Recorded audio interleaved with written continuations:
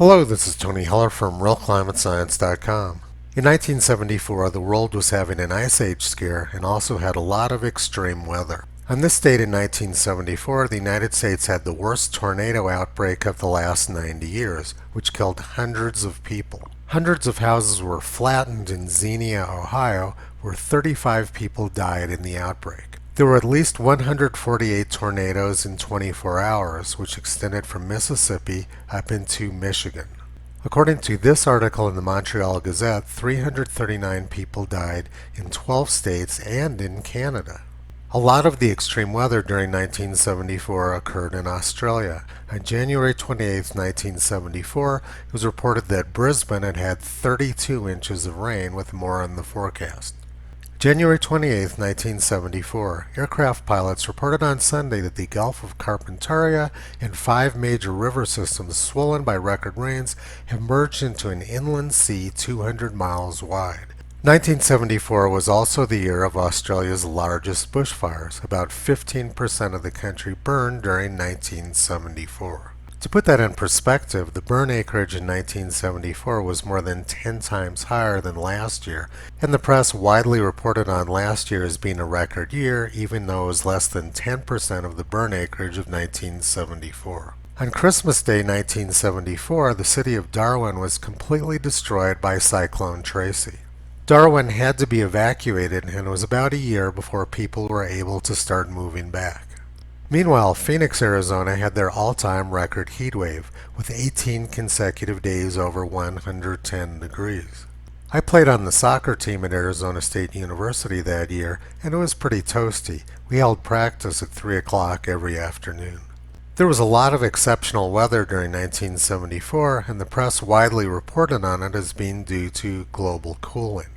In the middle of that record heat wave in Phoenix, Time magazine published this article, Another Ice Age, June 24, 1974. In Africa, drought continues for the 6th consecutive year, adding terribly to the toll of famine victims. During 1972, record rains in parts of the U.S., Pakistan, and Japan caused some of the worst flooding in centuries. Telltale signs are everywhere, from the unexpected persistence and thickness of pack ice in the waters around Iceland to the southward migration of a warmth-loving creature like the armadillo from the Midwest. Since the 1940s, the mean global temperature has dropped about 2.7 degrees Fahrenheit. The always reliable Guardian said, space satellites show new ice age coming fast. Worldwide and rapid trends towards a mini-ice age are emerging from the first long-term analyses of satellite weather pictures.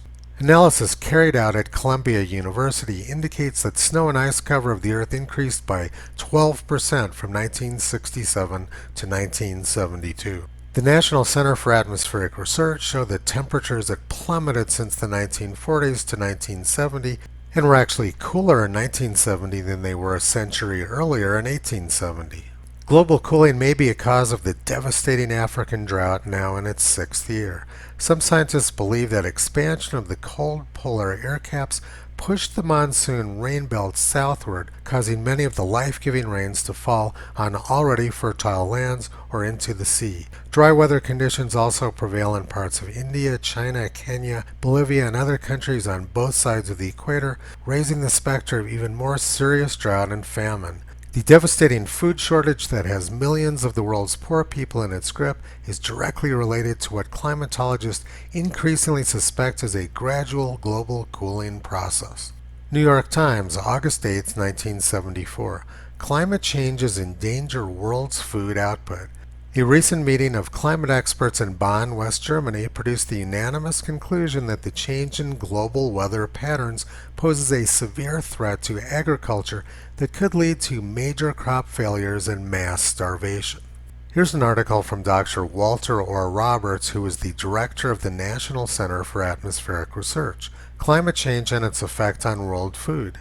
In February of 1972, Earth-orbiting orbital satellites revealed the existence of a greatly increased area of the snow and ice cover of the North Polar Cap as compared to all previous years. The Earth may have entered a new little ice age. There are strong signs that these recent climate disasters were not random deviations from the usual weather, but instead signals of the emergence of a new normal for world climates. Here's a picture of Dr. Roberts from NCAR with his most famous scientist, Stephen Schneider.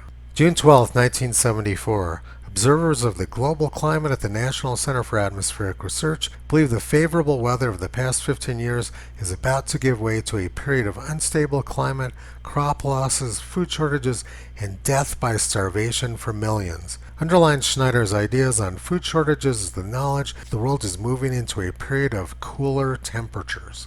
And here's a famous global cooling video from the late 1970s featuring Dr. Schneider. Climate experts believe the next ice age is on its way. According to recent evidence, it could come sooner than anyone had expected. At weather stations in the far north, temperatures have been dropping for 30 years. Seacoasts, long free of summer ice, are now blocked year-round.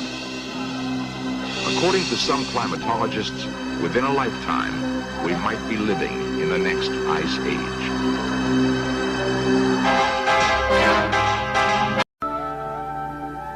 If an ice age is coming, what can we do to stop it? Nuclear energy might be used to loosen polar ice caps. Sea ice could be melted by covering it with black soot to increase the absorption of sunlight. Dr. Stephen Schneider is a climatologist from the National Center for Atmospheric Research. Can we do these things?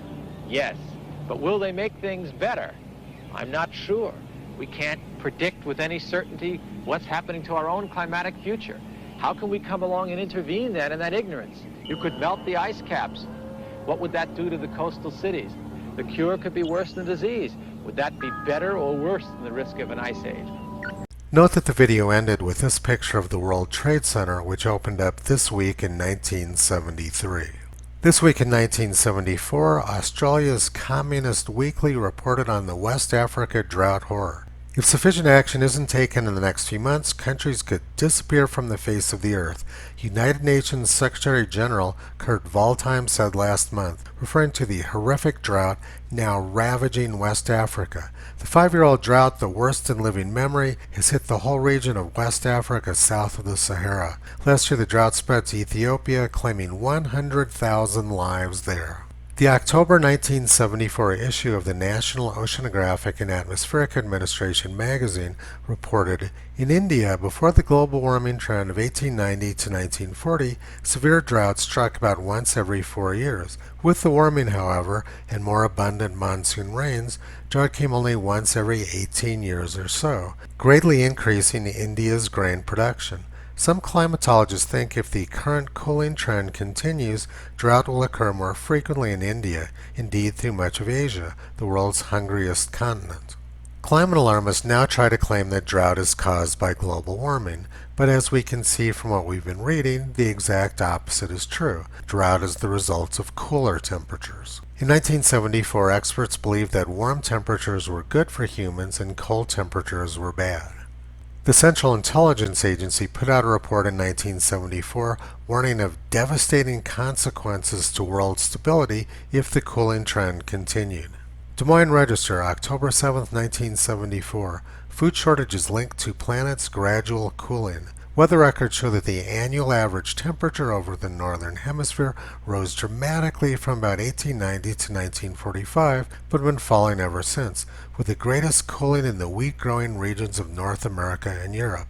The situation was serious, and climate experts were determined to do something to stop global cooling. As Stephen Schneider mentioned in the video, climate experts wanted to melt the Arctic ice cap by covering it with black soot. They said that would stop global cooling.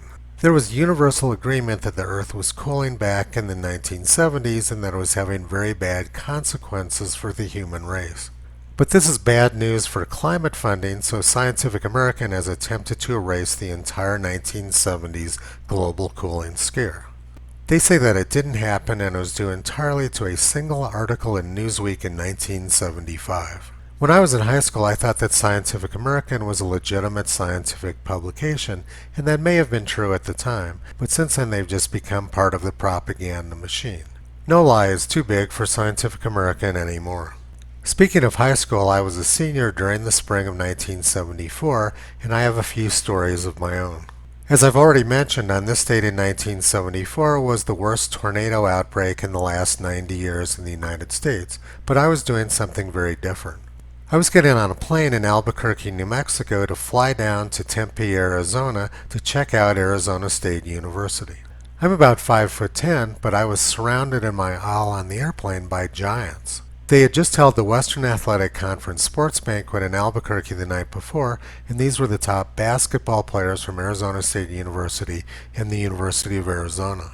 I was sitting next to Lionel Hollings, who was the star of the Arizona State University basketball team. We spent most of the flight talking, and when we arrived in Phoenix, he offered to give me a ride to campus. Some friends of his arrived in a convertible, so there I was, a 16-year-old kid showing up on campus in a convertible with the star of the basketball team. That was a pretty fun experience for me. The weather was about 80 degrees after a miserable cold winter in New Mexico, the grass was green, and there were bikini-clad women all over the lawns in front of the dormitories. Playboy magazine always rated Arizona State University as the #1 party school in the country, and it didn't take long for me to pick the school based on their academics, of course. Also notice in the April 4th, 1974 edition of the Albuquerque Journal, Aaron's Bat dominates opening day view. Hank Aaron died on January 22nd of this year after taking the coronavirus vaccine. And one more thing from 1974 which everybody had hoped to forget. The United States was completely dependent on Middle East oil supplies, and when the Arabs decided to cut our oil supply off, we had tremendous gas lines. It would take hours to purchase a gallon of gasoline. Lindsey Buckingham, the musician from Fleetwood Mac, lost his father to a heart attack in one of these gas lines in 1974. Under President Trump, the United States became a net exporter of oil for the first time. But Joe Biden has shut down U.S. energy production and is once again making us dependent on Middle East oil because he believes this will restore us to the wonderful climate of 1974. Nothing that's going on now makes any sense. Toto believes that the human race has gone completely mad. You can visit him and Kyrie on the web at realclimatescience.com.